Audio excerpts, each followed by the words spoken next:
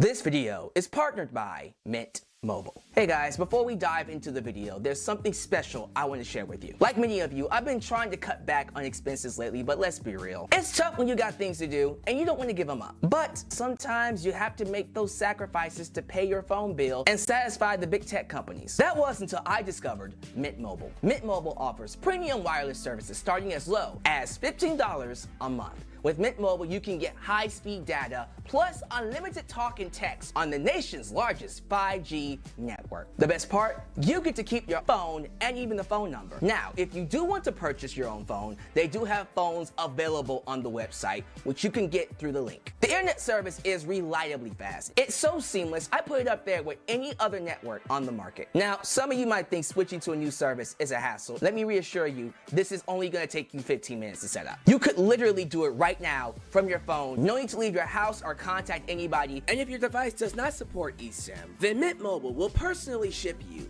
a physical SIM card. So if you're like me and you want to save a little bit of money without sacrificing anything, use the link trymintmobile.com/justalyx and start your wireless plan today as low as $15 a month. Don't lose out on this opportunity. Start saving money by switching to Mint Mobile today.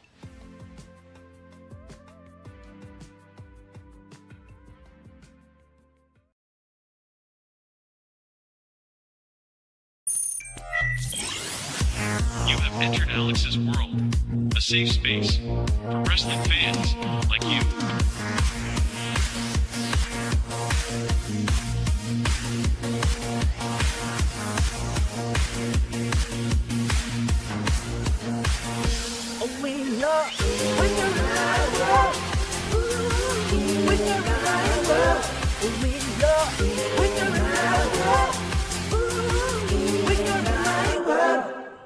Hello all, and welcome to Alyx's World, a safe space for wrestling fans like you. I am your host, Alyx, just Alyx, and this is your WWE Money in the Bank 2024 review. Look here, going into the show, Paul Levesque, Triple H told us to expect major surprises. Tonight was going to change the WWE forever. Those are the exact words that Triple H mentioned on social media before the show started. So what did that mean? What exactly was going to reshape the WWE? Well, I'll be honest with you. I didn't feel like there were a ton of surprises coming out of the show.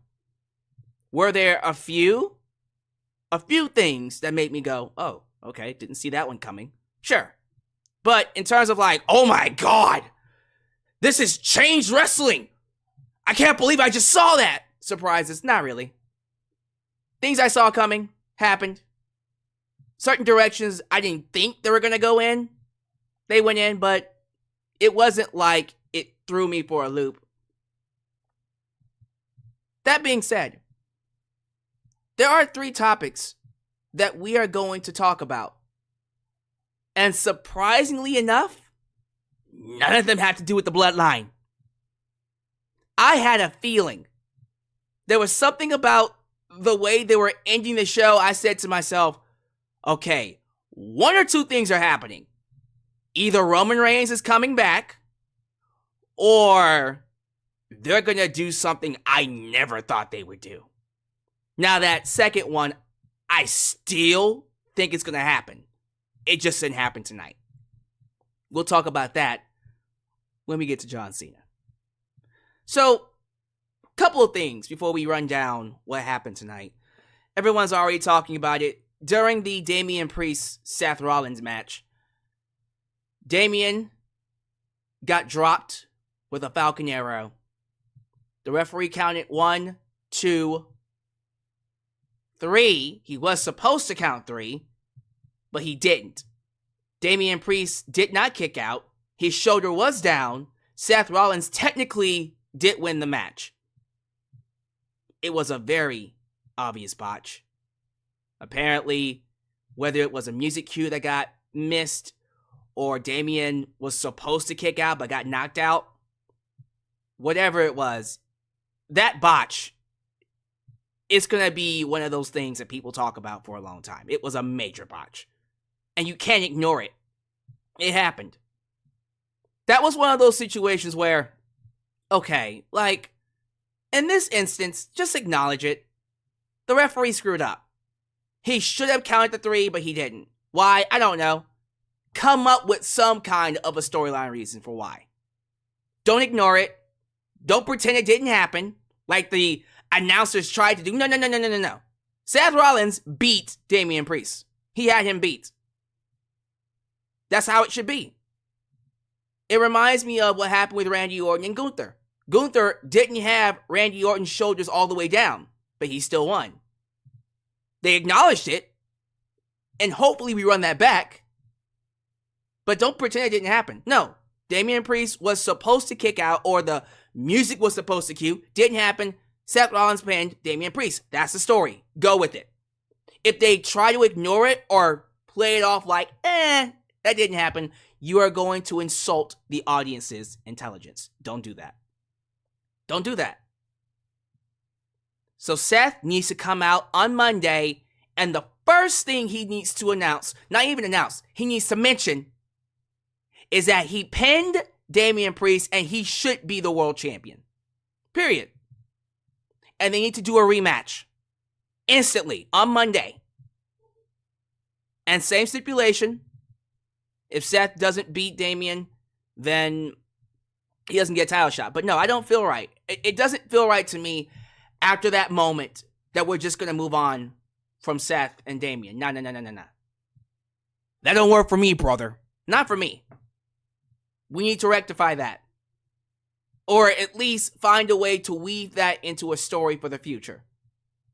Because you can't ignore that. That was a horrendous botch. And people are talking about it, so guess what? You can't sweep it under the rug. Outside of that one botch, I thought that entire match, especially the antics afterwards with Drew McIntyre coming out to cash in, CM Punk obviously screwing him over, and then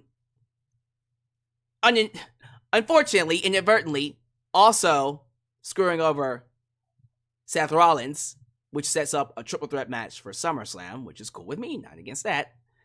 And I'm assuming they're saving the unsanctioned match for Bad Blood. Cool with me too. I thought all of that was fantastic. I thought the match between Seth Rollins and Damian Priest was awesome. That botch though. But we'll definitely get more into that when we talk about the match. As I already mentioned, Drew McIntyre won the first Money in the Bank match. That first men's ladder match, absolutely outstanding. Damn near perfect. I thought all 6 men tore it up. Chad Gable for his first ladder match was the MVP. Loved him. Completely stole the show in that match. Now, Drew McIntyre winning. As soon as he won, I think everyone like me went, well, he's not going to cash in successfully. And he didn't.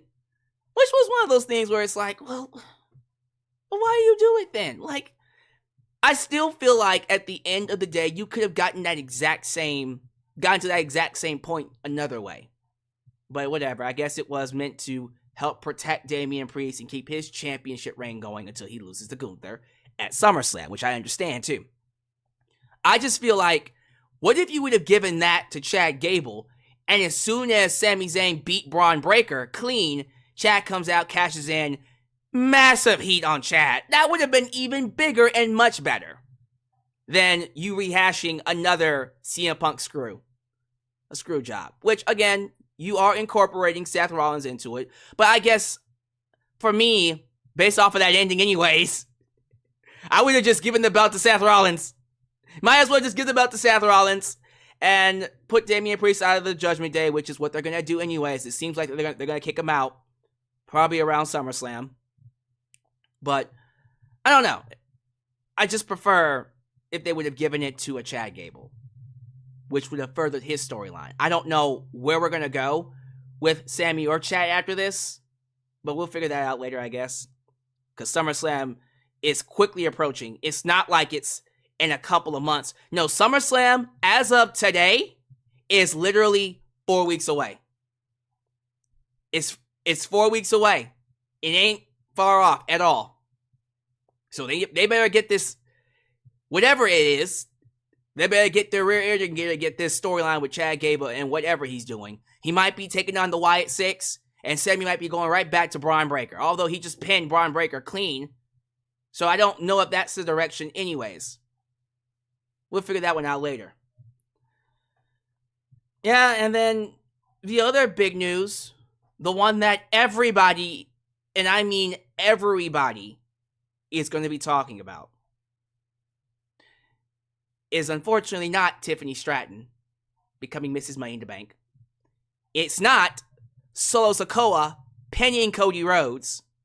Any other night, one of those two would be the highlight of the night.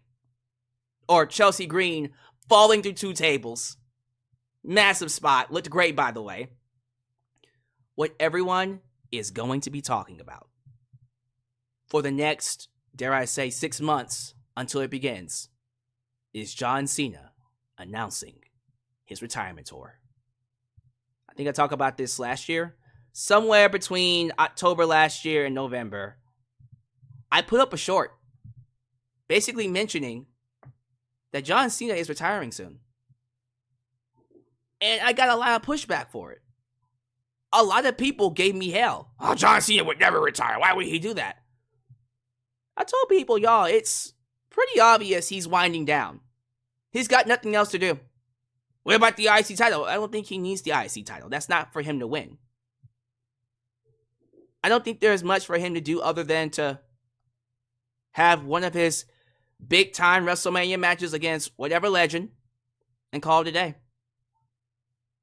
When he came out tonight and he made that announcement that I am retiring from WWE, and he said my final matches are happening next year. My last Royal Rumble, my last Chamber, my last WrestleMania. Now let me just make this clear right now, because I did see the press conference. John Cena said WrestleMania next year is his final WrestleMania. However, it is not going to be his final match. He has signed a deal. He has made a deal with WWE to go all the way to December of 2025. So it's the entire year of basically January to December 2025. That's his retirement. That's his entire retirement tour. So that's 12 months of John Cena. What does that look like? What is he going to be doing for that entire 12 months? Because, quite frankly, if it's a run, I don't see what else you can possibly do with that run unless it includes something he's never done before. Because if he's just coming back to fight, I don't know, Randy Orton, Cody Rhodes, The Rock, Roman maybe, I don't know, Solo. Gotta get that win back, right? Solo. Breaker. If he's just coming back to put over people, my dude doesn't need to retire. He can keep doing that until he's in his, well into his 50s, but he can keep doing that forever. Something didn't sit right with me. And I'm glad we're having this conversation now, because I had time to think about it. When he announced his retirement, something didn't sit right with me when he did it. Because me, I'm just like, why are you announcing this before it's actually going to happen? It's like months before it happens. And then he says he's going to be here for an entire year, going past WrestleMania 41. Why are we bringing attention to this? What's going to happen during this 1 year where we all have to go, okay, we got to pay attention to this? We're just going to bring John Cena back and have him be a babyface? I think you all know where I'm going with this. What's the one thing that John Cena has yet to do, at least at this point in his career? Ladies and gentlemen, I think it's time. If this is going to be it, if it is the last time is now, as he said, You got nothing to lose. There's literally nothing else for him to do other than to be a villain. And I think we're going to do it. I stake my hair on it. No, I'm joking. I'm not staking this hair on it. I'll stake something on it. What, this hat? I'll stake this hat on it. Why not? Everyone else is saying it. I think John Cena, during this last run, should go heel. Now, during the press conference, he himself said he doesn't like that term heel. He said, I like being myself. Okay. However you want to paint it, however you want to phrase it, John Cena should be himself for that 1 year. And quite frankly, if we're going to have John Cena be here for a full year, I personally would love it. Would love it if they gave him the championship. But only if he's a heel. Because I thought about this as well. So, what, we're going to have him come back and just do a babyface run? What's that going to do for anybody? Also, okay, he wins the IC title. Okay, then what? He's going to go on a, what do they call it, the US Open Challenge? The IC title Open Challenge? Been there, done that. What is that going to do? The only way we can get anything out of John Cena at this point in his career, because he's in his 40s, guys. He's in his 40s. The only thing you can do right now is to have him break Ric Flair's record as a heel. And then he holds that belt. Clearly way past WrestleMania. Because I had a feeling eventually Cody Rhodes was going to have to drop this belt to somebody. And I was thinking to myself, who could you possibly drop this belt to other than The Rock or Roman Reigns? There's literally no one else you can drop this belt to. Randy Orton? Nah. We just found him. The only person that could potentially usurp a Cody Rhodes as WWE champion, and check this out, keep him babyface for as long as possible, because if you turn John Cena heel, all the fans that loved him, all the kids that loved him will feel betrayed. Why would you do this to me, John? They'll fall in love with Cody Rhodes. They'll just switch over to Cody, Team Cody, as they should. If you do that, you extend Cody's run as a babyface. And then you can run it back. You give John Cena that championship. You have John beat Cody. He breaks Ric Flair's record. You can have him fight Randy Orton at WrestleMania 41. He beats Randy Orton at WrestleMania 41. Of course, if I would have done it my way, it would have been John Cena, Randy night 1, Rock and Roman night 2. What does Cody do? I have no idea. We'll figure that out later. Probably will. We'll figure that out. Maybe we can do a triple threat. Maybe we can just do Cody versus Seth, and Seth beats Cody. I don't know. We'll figure it out. Regardless, we can always get back to Cena and Cody. If he's gonna be here for a full year, you can run that back at SummerSlam, and then you can get the belt right back to Cody then. And then, of course, John Cena can end his career as a heel, putting over a babyface. Maybe you can give him the IC title then. Give him that one last run with the WWE Championship. Then he can end his career with the IC title. Then we can finally close the final chapter on John Cena's book. And then by this point, next year, it'll be undisputed. One of the greatest of all time. It's already undisputed. I've always thought John Cena was one of the greatest of all time. But now, he would have solidified himself as one of the all-time greats. Top 10 for sure. What about the greatest? Nah. Not in my book. But, again, if he goes on that heel run that people have been begging him to go on, and he has a great run with that championship, one last run, 17-time champ, pins Cody Rhodes for it, fights Randy Orton for it at WrestleMania, perhaps gets a run in there against Roman Reigns, a babyface Roman Reigns, ooh, and then drops the belt back to Cody, perhaps, and then gets a short run with the IC title before retiring for good. Man, I don't know. That's going to be hard to top. What a way to end his career. I think they're going to do it. I don't see a reason, well, another reason to bring him back other than to turn him heel. He doesn't need to really come back anymore.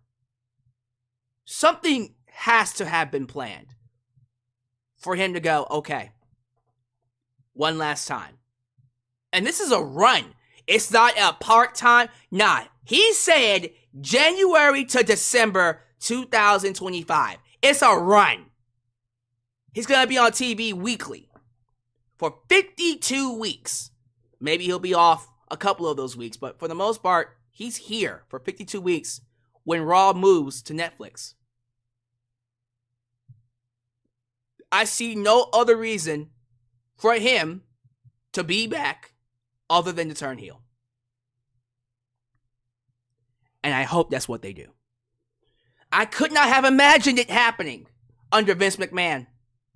Under Triple H, you damn right it's going to happen. Oh, you damn right. And I wouldn't be shocked if John Cena saw Roman Reigns' run and said, you know what? If Roman can do that, I can do it better. Okay. Let's see. I want to see John run 1 year as WWE Champion 17 times, breaks Ric Flair's official record, although Ric Flair has held the belt 21 times. We're not going to talk about that. The record that was set by WWE, John Cena will break it. And if that's what they're going to do, if this is how they do it, I am perfectly fine with it. What do y'all think? One last run? Heel John Cena? Let me know. How are we feeling about that? And the best thing about this too, we're moving to Netflix. We're moving off of Fox, and the program apparently is going to be a lot more edgier. It's going to be super edgy. Censorship is not going to be a big deal. More than ever, this is the perfect time to turn him heel. Let me know how y'all feel about it. Give me your thoughts down below about a possible heel turn for John Cena. All right, guys, let's go ahead and get to this lovely review of Money in the Bank. Shout outs, plugs, all that jazz. Thank you for choosing me. You could be anywhere here in the YouTube space watching many people go live for their review. You chose me, and I appreciate you. So if this is the first time you're watching me, do me a solid favor. Like the video, subscribe, and click that bell to catch all my content when it comes out. While you're at it, help expand the brand by doing the following things. Join the membership, click that join button, and get the opportunity to request a video of your choosing. Whether it's a live reaction, a hot topic, or a review, past, present, or future. Also, don't forget to give thanks. Hit that super thanks. If you would like to donate after the fact, you can. Also, like me on Facebook, follow me on Twitter at JustAlexCentral, give me a follow on Instagram, give me a follow on Spotify, give me a follow on Cameo, give me a follow on Threads, and give me a follow on TikTok, where I am the tickest of the talkest. Donate using PayPal, Patreon, Cash App, Venmo, and yes, Super Chats are officially on. You can donate at any point in time during the broadcast to get your thoughts played live on the air. Email me at justalexisworld@gmail.com for business inquiries, just to say hi, and please get yourself a t-shirt today at Pro Wrestling Tees and Teespring. We got a new lineup of t-shirts coming your way. Are you a Just Alex guy? Then join the club. Get you an I'm a Just Alex guy t-shirt. Also, get you an old school Gillespie t-shirt. Get you a new school Alex World t-shirt. Before a limited amount of time, get you a blonde hair, blue eyes, apple pie. America, the remix. t-shirt made by It's J-Nox and Firestar Heart. All this down below in the description box. Join our Discord, by the way. Keep the conversation going after the live stream is done. The link to the Discord is in the live chat as well as in the description down below. In case you guys missed it, shout out to the partners of Mint Mobile. Mint Mobile is here to give you a cheap but very high quality mobile plan. If you use Verizon and you use AT&T, T-Mobile, that stuff is expensive. Some of you are paying over hundreds of dollars a month for quality mobile plans. Well, Mint Mobile wants to give you that same quality, but cheaper. $15 a month when you first start. Think about that. $15 just to use your phone. And I tried it. It works. Of course, they will test it out to see what area you're in before they let you use it. And if your SIM card, your eSIM card isn't viable for the product, they'll ship you one physically. So if that's something you're into, click the link down below. Try mintmobile.com/justalex. I promise you, you won't regret it. Shout outs, ladies and gentlemen, shout outs. Let's go ahead and get to it. Thank you all so much for being here. Please show your love to the moderators, the Mod Squad, Ultra, Shiny Nice and First Heart, Alyx, Damian, YouTube, right, bro, Khalil does everything.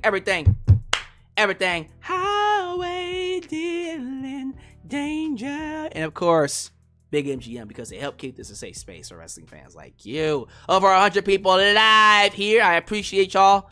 Be sure you like the video. The more you like the video, the more opportunities I will be given to be recommended here on YouTube. So help boost that algorithm by hitting that like button. Lots of people here to talk about Money in the Bank. So I can't wait to get your thoughts. But before we get to that, please give me your grades. Give me your grades and, of course, your scores. 1 out of 10. A being the highest, F being the lowest, 10 being the highest, 1 being the lowest. Where does this show rank for you? We'll definitely get into my grades in just a second. But I'm curious to know what you all have to say. Let's get to the shout-outs. By the way, Super Chats are on. Get your Super Chats in. Angela Lockwood. Bloodline is on Kevin's hit list. Miss Angela Lockwood, I think you saw that package pile driver that he tried to hit, but then they stopped him. He teased it.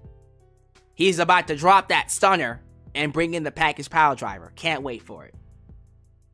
Joe Dondo says, thank you, Cena. I'm seeing a lot of that in the live chat. Darcy Chatham, he says it's Tiffy time. It's Tiffy time. Dwayne Sweetney. We got Robin Sucks. Josh Chisholm. We also got A Breezy. Trey. Is it Lucada? Lusada? Lucada? How you say your name, bud? I think it's Trey Lucada. That sounds about right. Ethan Zakarbach. We also have TLB the Fly Guy, Joseph Winters, Sean Swaby. Baby! Mr. Sean Swaby in his house. Good to have you here, sir. I see Omar Feliciano. I also see, let me scroll down a little bit. Jason Lewis. Good to have you here, Mr. Lewis. Former Super Chat champion, King Mike Todd's YouTube member in his house. Yo, what's up, man? I thought the show was good and better than Forbidden Door. Wow, he puts Money in the Bank above Forbidden Door. They were about equally as great. I put them on the same level. I thought between the two, the main event was better. Of course, Swerve and Will Ospreay is going to be one of the best matches all year, for sure. But overall, the events felt about the same, in my opinion. They both were great shows. Yeah, people are very sad about John Cena's announcement. Page enthusiast P-Funk, you dropped the funk on me, baby. John Cena announces his retirement tour. JJ, who let the dogs out? Who is very emotional over John Cena announcing his retirement tour. We also have Ultra X basically reiterating that he's going to be wrestling through, of course, 2025. Oh my goodness, we're getting old now. Shadow Star, The Phoenix, 84, Monaco 42, Sunset Jaden, Is it Nashia? Did I say it right? Probably not. Well, Miss Harris, how you doing? How you doing, Miss Harris? Good to have you here, ma'am. Couple more, then I'll get started with the show. Higurashi, YouTube member, Higurashi in his house. I also happen to see, let me see, Adam Ritter. And I also see Mr. 3 Diglets, 3D in his house. Good to have you here, sir. Hope the competition is going well. Thank you for joining me here. John Bill II. And we're going to get these donations in, by the way. Everyone, of course, be sure you show love to 3 Diglets, who is taking the time to come see the stream. He's also working on his competition, weightlifting competition. We are here to support you, Mr. 3 Diglets. Keep that one going, sir.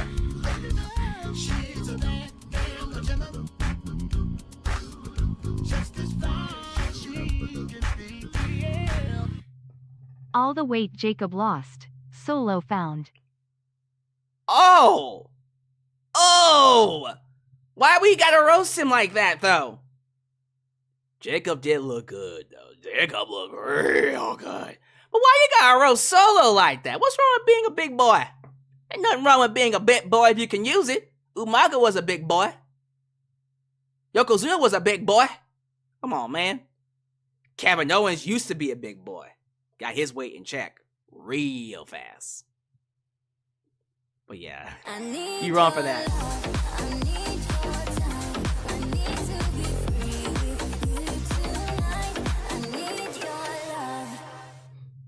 Cena announces retirement, thank God. No. Straight Liquid said, about goddamn time. Be gone with ya. They're gone with ya. Alright, ladies and gentlemen, thank you all so much for being here. I'm not going to waste any more of your time. Let's go ahead and move things along. Go ahead and get your super chats in. As we move closer to SummerSlam, the landscape is about to get a lot more chaotic. And I cannot wait until we hit that season. Money in the Bank 2024 was alive in the Scotiabank Arena in Toronto, Canada. 17,000 sold out. Big audience, and they were loud the entire show, except for the ending. When Solo pinned Cody, the air got sucked out of that arena. That was the only time they were quiet, was when Solo pinned Cody. Right kind of heat. I like that kind of heat. But they were a great crowd, as always. Anytime you go to Canada, it's wrestling country. The Hearts, many other wrestling families come from there. So I'm not really surprised that the crowd was hot. I was surprised by some of these decisions, though. Overall, when it comes to Money in the Bank, I'll say the show was great, but there's a side of me that feels like it could have been better if it wasn't for a few botches, a few mistakes, and I don't know. It's going to be hard to put it into words, but does anyone else just kind of feel like this show was lacking that one something? Right? Like, it was really lacking that oomph. That, man, this is why I'm a wrestling fan kind of reaction.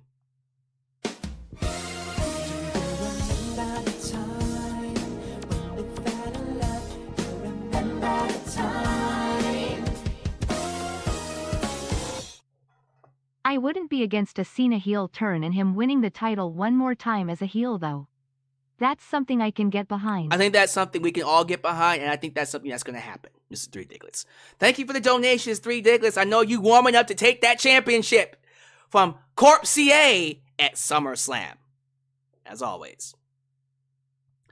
But something was missing. I thought the show lacked that punch to make you go, oh, I gotta watch Raw. I'm gonna be watching Raw because of the natural storytelling of what they did tonight. They're doing a great job of long-term storylines, building to major big matches at SummerSlam and all that kind of jazz. So I'm not gonna sit here and act like I'm not excited. But in terms of like a show where I go, yeah, this was a banger episode, or a banger pay-per-view, or a banger PLE. It was lacking that one something. What that could have been, I don't know. I was on the impression, based off of what Triple H was saying, major changes. It's going to be one of those shows that change the shape or reshape WWE for the rest of our lives forever. I said, well, shit. Who's coming back? What's going to happen? And I was thinking, well, there's only two things that can make us do that. And that's a John Cena heel turn or a Roman Reigns returning. Neither one of those things happened tonight. And both of those will be happening very soon. I think Roman is returning around SummerSlam, if not at SummerSlam. And Cena is definitely going heel. Either before Royal Rumble or around Royal Rumble. Because I don't see Cody Rhodes going into WrestleMania as champion. That's just my personal opinion. And if John Cena is going to be a heel, you got to make him a WWE champion. You got to. That's just how I feel about it. Y'all let me know. Y'all let me know how you feel about the show overall in terms of did it give you that punch that you're looking for? By the way, the Super Chats will be staying on all night. So if you want to get your thoughts in, you want your thoughts played live on the air, get your donations in. Follow 3 Diglets. Lead. Donate, contribute to the channel. I would really, really appreciate it. First match. Let's get things started with the first match. The men's Money in the Bank. We got L.A. Knight, yeah, Drew McIntyre, him, Carmelo Hayes, Chad Gable. I'm proud to be an American and a big Chad Gable fan. Sheesh! And thank you. Mr. Yeet! Main event Jey Uso and Andrade El Idolo, of course. If there was ever a match that came to damn near perfection, if there was ever a Money in the Bank men's match that I thought was close, and I mean damn near close, to topping the original, to me, the best Money in the Bank match that's ever happened is the very first one, WrestleMania 21.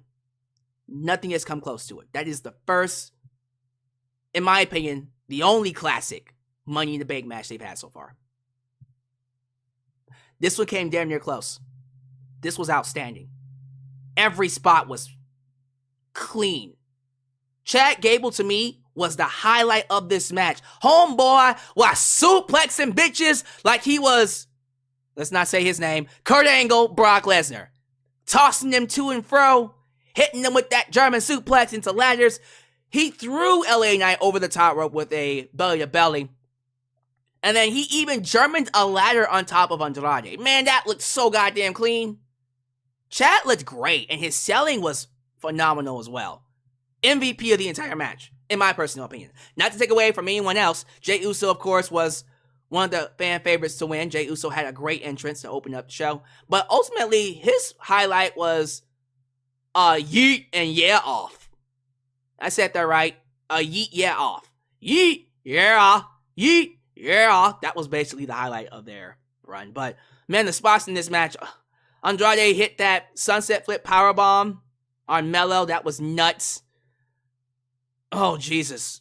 The brutality of men going through ladders was all over the place in this match.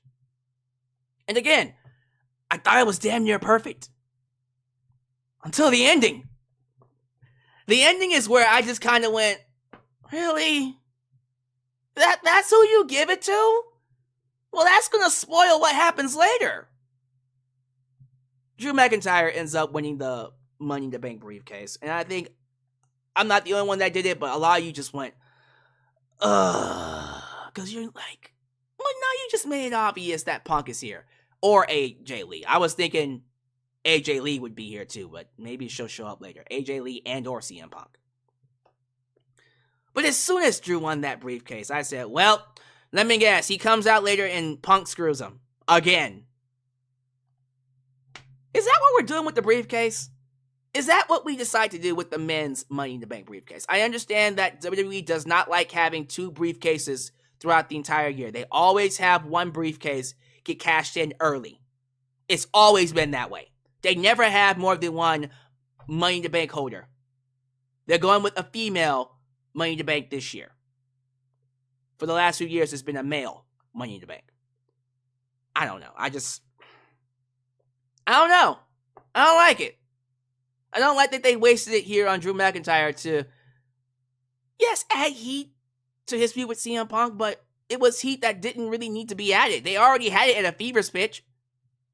You could have given that briefcase literally to Jey Uso or Chad Gable, who would have cashed it in tonight on Sami Zayn and gotten even more heat than Drew got. There are so many other options. You could have given it to LA Knight. LA Knight would have cashed it in on Logan Paul. You could have given it to Melo.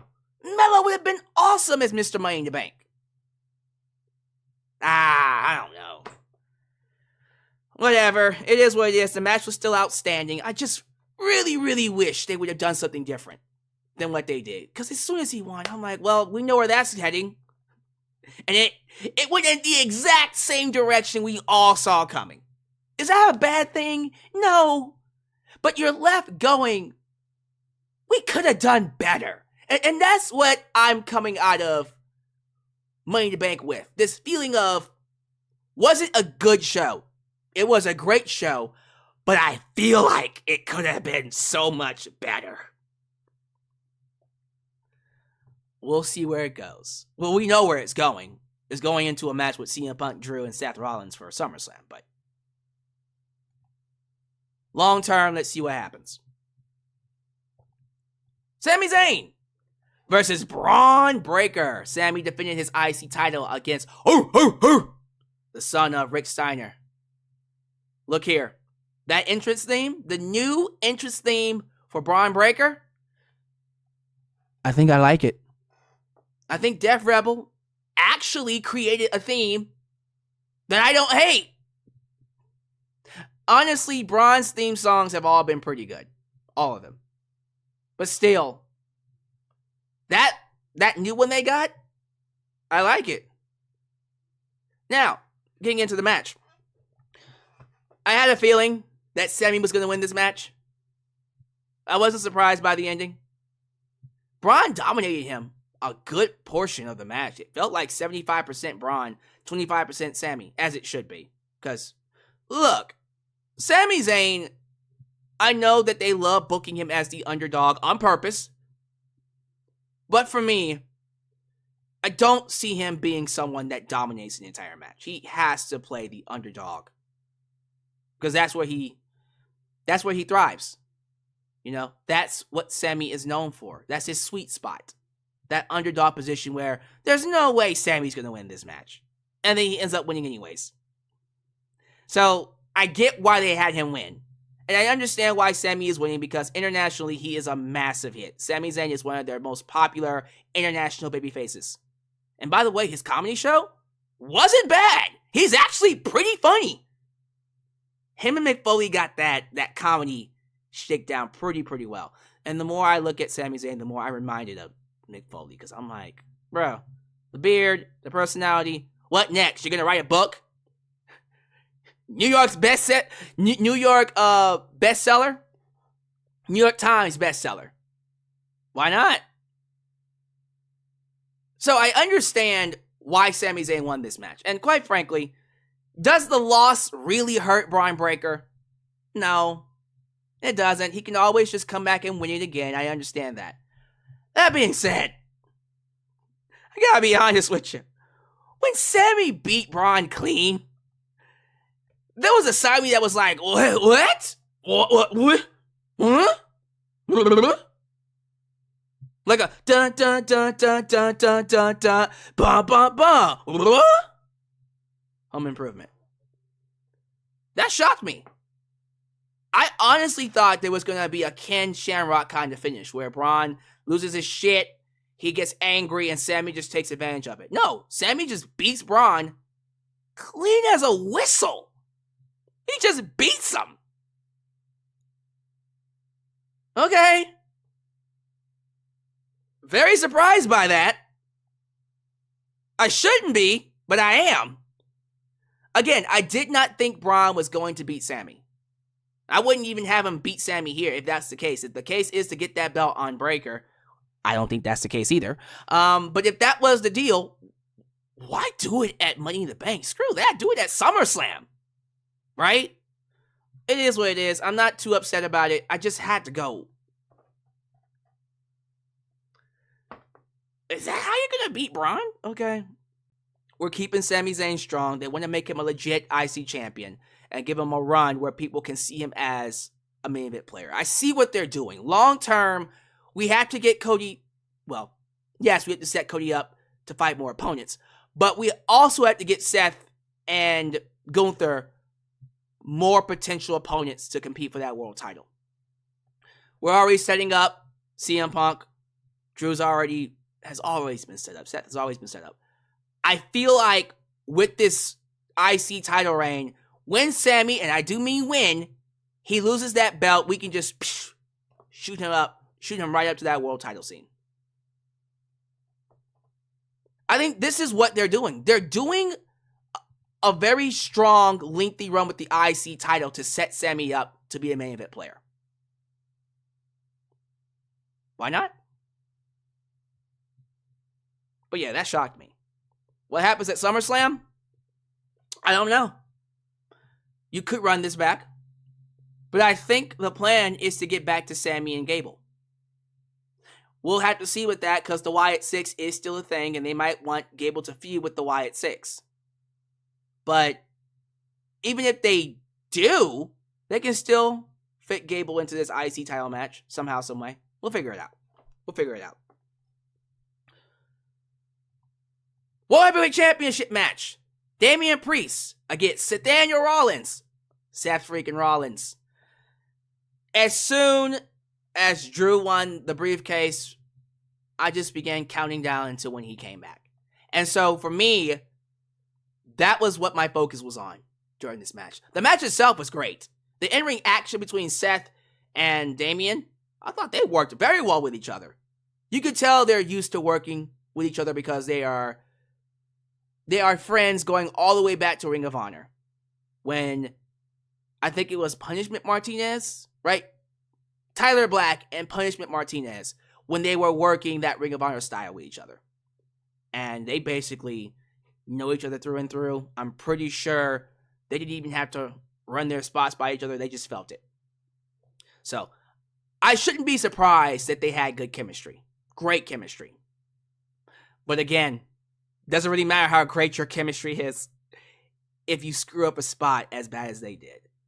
And look, they were doing some awesome spots in there. I think there was a Falcon Arrow spot where Damian Priest countered a suplex, or what was going to be a Falcon Arrow from Seth Rollins, into his own Falcon Arrow. And then there was a nice swinging suplex counter by Seth Rollins off the top rope that looked sweet. Seth over here hitting springboard swanton bombs and moonsaults, looking great, by the way. Surgery was successful, as you can tell. But as great as that match was, I can't get over that botched pin. So we get to a spot where Seth Rollins goes to hit a superplex off the top rope. He hits it, and you know what he does. He rolls through, goes with a Falcon Arrow. Well, Damian Priest tries to counter it, and then Seth double counters it into the Falcon Arrow. The referee counts 1, 2, freezes. Why'd you freeze? Damian Priest's shoulder is down. He didn't kick out. And then the ref goes, 2! Everybody, including me in the audience, went, what? When? When, bitch? When did he kick out? When did it happen? None of it happened. Are we living in a different reality, sir? Because I'm pretty sure he didn't kick out. What is wrong with you? Why would you do that to us?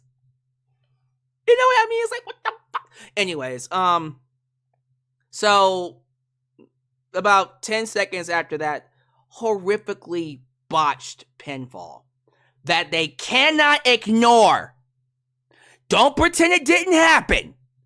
Seth Rollins should be the world champion. End of story. End of story. Play into it. Make that a storyline. Don't just, oh, well, the referee's decision is fine. No.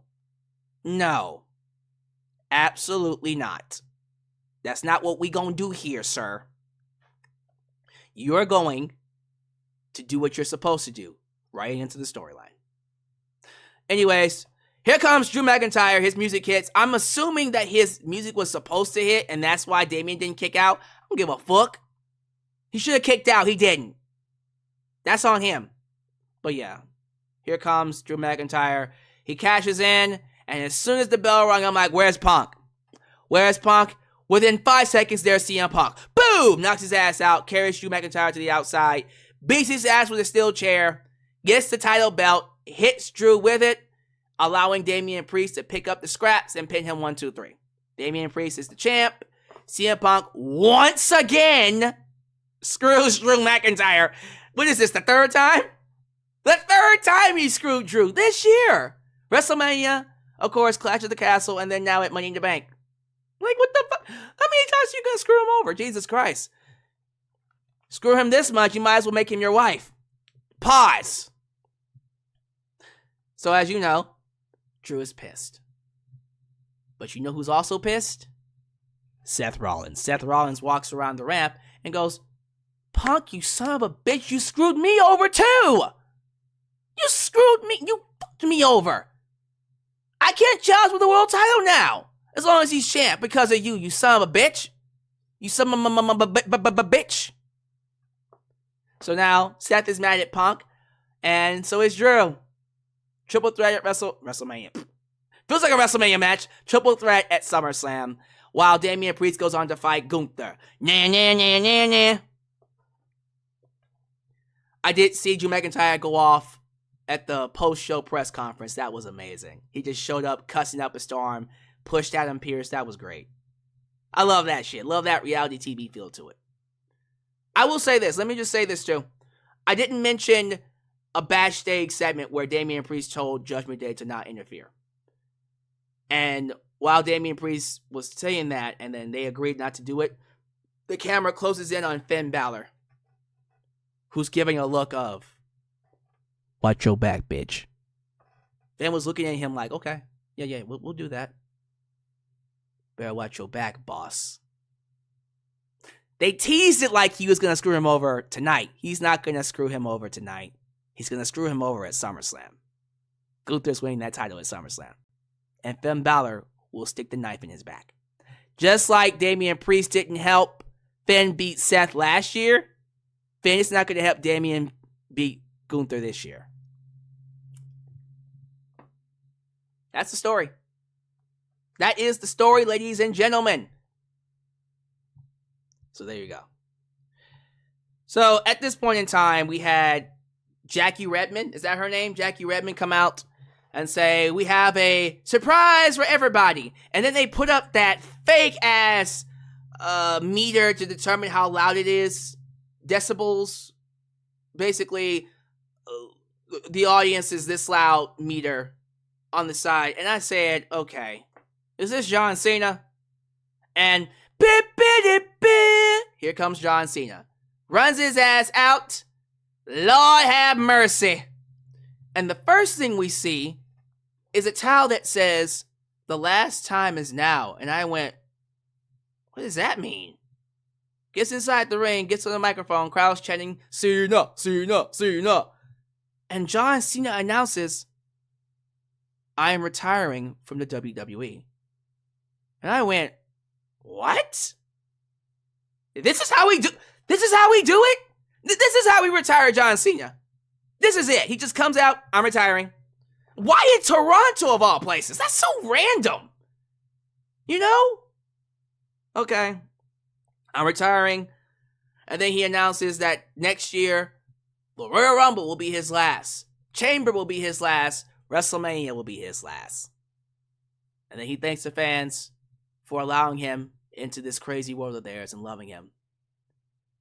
And of course, Michael Cole called him the greatest of all time. He runs off with tears in his eyes. And then at the press conference, he clarified saying, no, I'm not going to retire at WrestleMania. He's saying last year, the entire 2025 is my last year. From January to December, that's going to be a complete run. He's going to be on TV or Netflix. He's going to be on television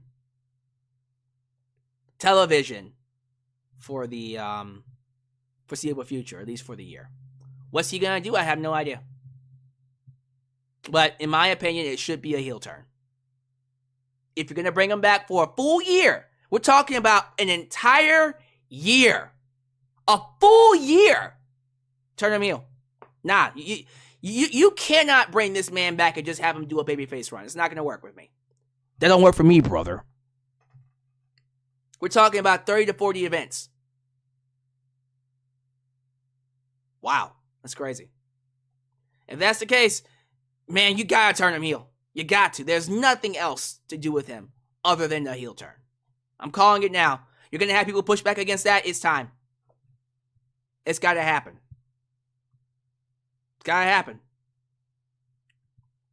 But that's next year. Moving on. Women's Money in the Bank. Io Sky, Lyra Valkyria, Tiffany Stratton, Naomi, Zoe Stark, and everyone's favorite, Chelsea Green. All of a sudden, Chelsea Green became everyone's favorite female wrestler. Now, I'm not complaining. I just have a problem with it because she's always been mine. She's been one of my favorites since she got back. And she got tossed out the Royal Rumble. And she turned that into a gimmick and got over through losing. She's been one of my favorites since then. But now y'all are waking up to how awesome she is. Okay, you know what? Better late than never. But yeah, she's been awesome. She's been fantastic. You're just now catching on.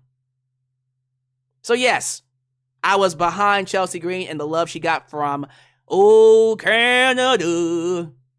And she was one of the highlights of the entire match. Her getting scared to climb the ladder, selling it like, oh my God, I can't climb, I'm scared of heights. And that paid off in the most spectacular way. That bump that Chelsea Green took at the end, where she fell off the ladder through some tables. She did that in TNA with Deonna Purrazzo. It looked just as devastating. That was a sick bump she took.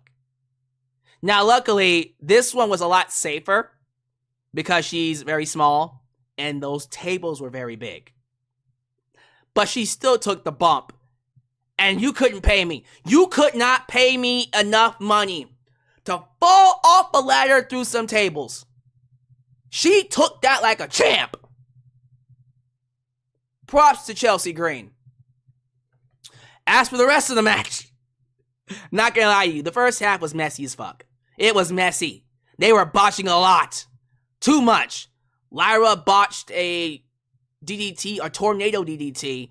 I think Naomi almost missed her splits because the ladder was falling over, but she corrected herself in time. Freaking Zoe Stark fell on her head. That was terrible. There was a spot where I think Io was going to get hit by a ladder and Tiffany just love tapped her with it. And I said, what are y'all doing? This is terrible. It was messy. That first half was messy. It picked up after, which spot was that where, trying to remember who fell on the ladder. When Chelsea Green hit the Unprettier on Naomi, that's when it got better. That's when things started picking up a little bit. And then they started doing some things that actually started to connect. One of my favorite spots throughout the entire night was Io Sky hitting that Fire Thunder driver. A freaking Fire Thunder pile driver off the top of a ladder with Zoe Stark onto a ladder. I'm going to say that again.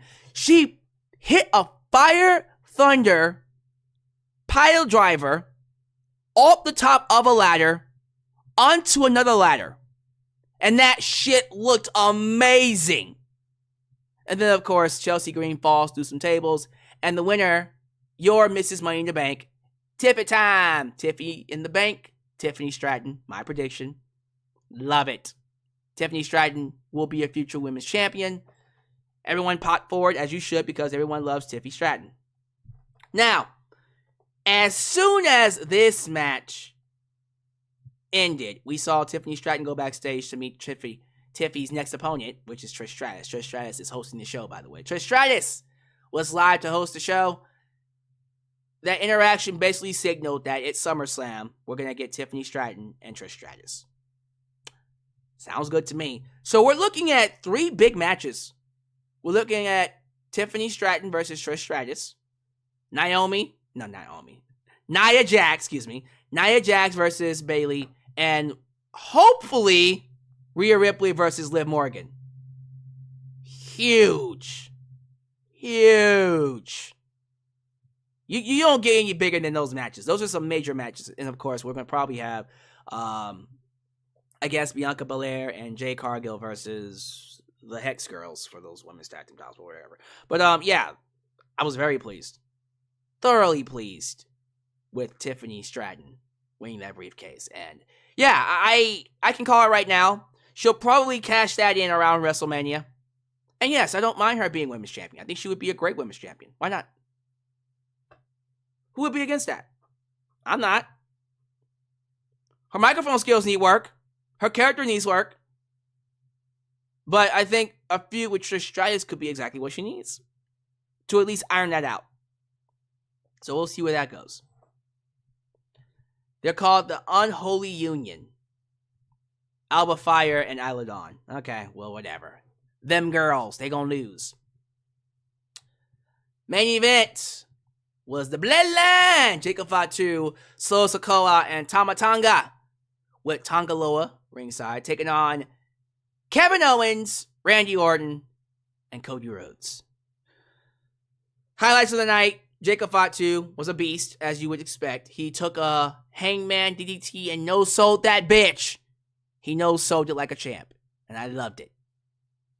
But for the most part, they basically put all the heat on Kevin Owens. They beat the piss out of him for a good portion of the match. Then, of course, Cody got the hot tag. Kevin Owens teased doing a package pile driver. Motherfucker, look here.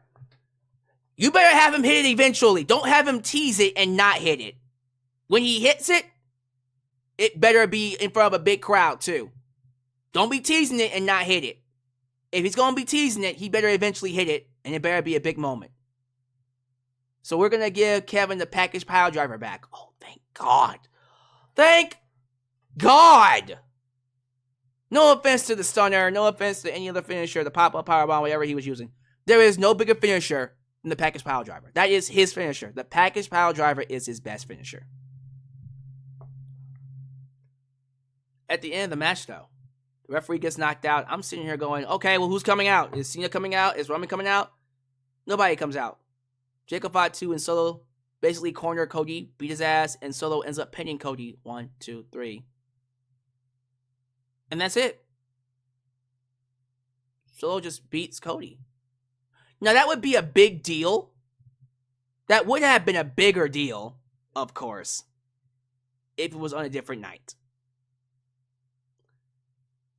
I don't know. It's just Solo pin Cody. I'm like, well, all right. Solo Sikoa versus Cody Rhodes. Is that really the main event we want? That's the main event you want? I don't know how I feel about that. Of course, the match is going to be more about Roman Reigns coming back and helping Cody retain the title. I know that, but that's the main event? Solo versus Cody Rhodes?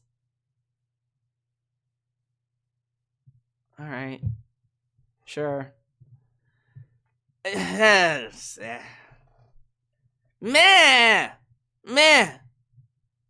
That's your main event, really? That's the main event.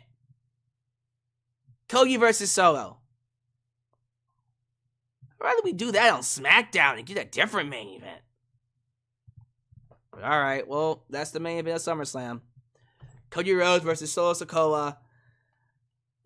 We'll see what they can do with it, but again, I thought Money in the Bank was a great show. I thought they did a lot of good things in terms of storytelling, getting people excited for SummerSlam.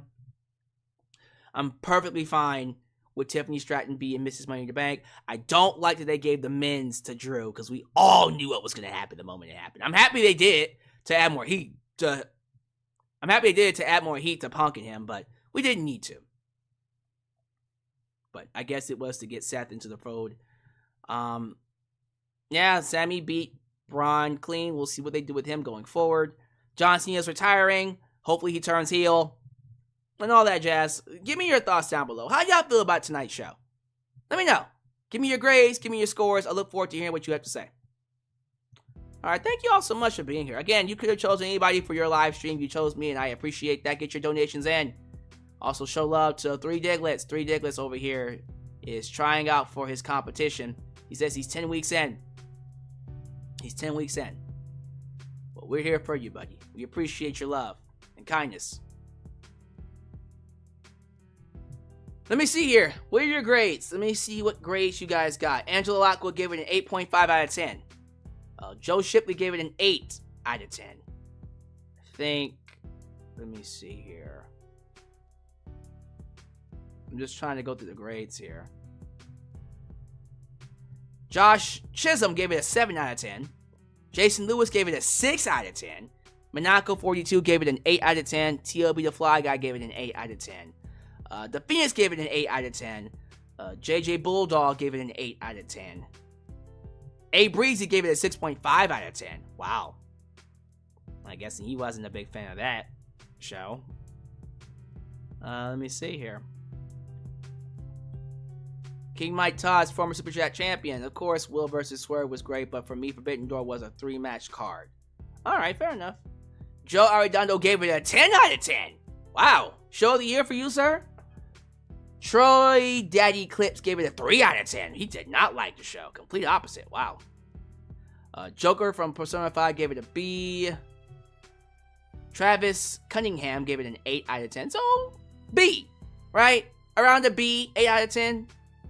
Let me check the YouTube voting really quickly. Let me see what the YouTuber, the Tuba community tab is saying. The community tab is saying we have 240 votes right now on the community tab, and it's 58% B. 58% B, 24% A. So overall, a successful, fun show. Sean Yoder gave it a 7 and 8. Somewhere between 7 and 8, so 7.5. Okay. Sean Swibby gave it an 8 out of 10. Blazing gave it a 7 out of 10. King Mike Todds gave it an 8 out of 10. The guy that botched, the referee that botched Seth Rollins' pin should be fired. Yeah, he didn't do a good job at all. That was terrible, bud. That was horrible. Horrible. Striker Multimedia Inc. They did a post-show format similar to NBA, NFL after the show. It was actually pretty cool. I did see that. It actually made me feel like the show was continuing, and I didn't want to turn it off, but then I was like, well, I gotta do my live stream, so I had to. It was fun, though. I like that. Let me see here. Did you see women's IC and United States Championships are in the works? What? They're gonna give 2 mid-card belts for the women? Nah. I don't like the fact that the women are getting mid-card belts. We already have 2 women's titles. That's all you need. We don't have enough women for mid-card belts. We don't. Unless you move everybody up from NXT, we don't have enough women for that shit. Let's stop that right now. Cut it out. All right, let me get your thoughts. So what moment stood out to you on the show the most? Let me scroll back here a little bit. Josh Chisholm says, Gunther used to be a big boy. Gunther is still a big boy. You know how tall he is? He's massive. Jason Lewis said Triple H dropped the ball again. He didn't drop the ball. This was a great show. I agree that I didn't leave the show feeling like, man, I gotta watch Raw and SmackDown. I just kind of let the show going, which is not what you're supposed to feel, but I didn't leave the show going how you felt. Oh, that was a terrible show. Let me see here. Drew got screwed 4 times. He got screwed 4 times by Punk? Wait. Okay, so WrestleMania. What am I missing? WrestleMania, Clash at the Castle, and then tonight. When did Punk also screw Drew? Because remember, think about this. Punk got hurt at Royal Rumble, right? And then he's been out since then. And then Drew, of course, got screwed over at WrestleMania. So, I think I had it right. When was the fourth time? When was the fourth time he got screwed?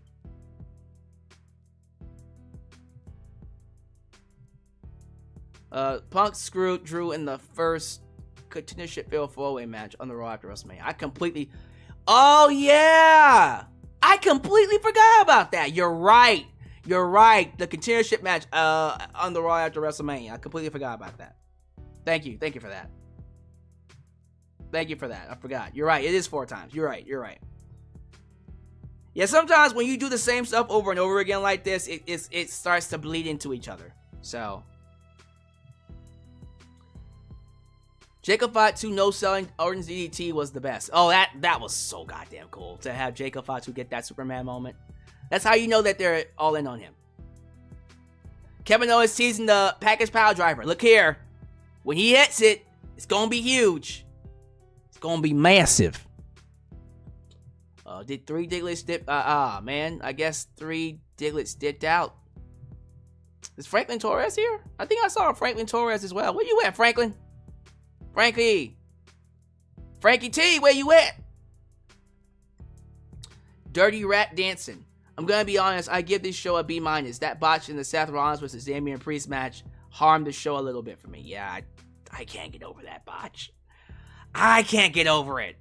And I'm usually someone that can overlook that stuff. I can't get over that botch.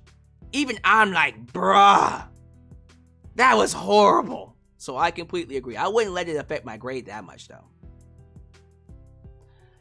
Pink Panther says, Liv Morgan gives me Stacy Keibler vibes. Oh.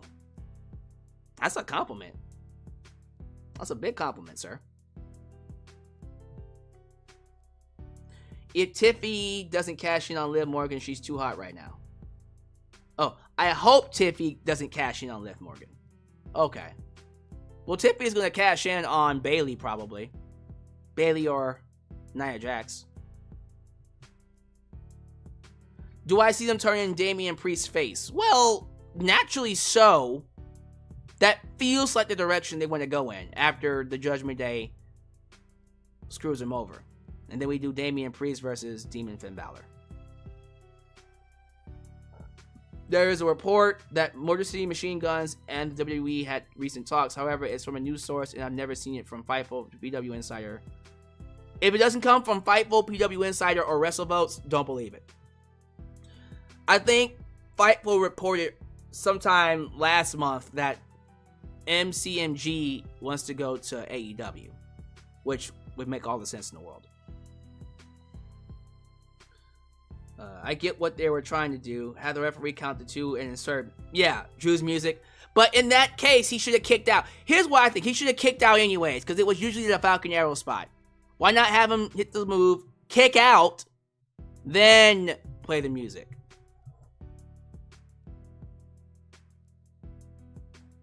How about that? All right, y'all, let me get out of here. So, there's nothing else left. The next pay-per-view will be SummerSlam, which means in about 4 weeks, the Super Chat Championship will be on the line. The last time this was on the line was at WrestleMania. Can Corp CA defend the belt? Will he be able to keep it? Can he remain the Tribal Chief? Or will he fall like Solo Sikoa to a Franklin Torres, to a returning nickname to a 3 Diglets, to anyone else that wants to come for the champ? I will say this. Corporate Clyde ain't your average champion. If you come for the champ, you best not miss. And that's a fact. But until then, I want to thank you all for being here. Please, as you follow out, do all the YouTube things. Like the video, subscribe, and click that bell to catch all my content when it comes out. Follow me on social media. Facebook, Twitter, Instagram, TikTok. And donate using PayPal, Patreon, Cash App, and Venmo. Every week, Raw SmackDown reviews all the way to SummerSlam. No breaks. Okay, no breaks except for 1 week. I will be taking 1 week off. And that's for my birthday week. But other than that, Every week will be a Raw and SmackDown review all the way to SummerSlam. I will be here to bring you the best of wrestling, and I'm excited to do that for you. But until then, I want to thank you all for being here. Leave your thoughts down below in the comments. And as always, I hope to see you back here, right here, in Alyx's world, because you are welcomed in a safe space for wrestling fans like you. See you Monday, Wednesday, Friday, and of course, SummerSlam. Peace. When you're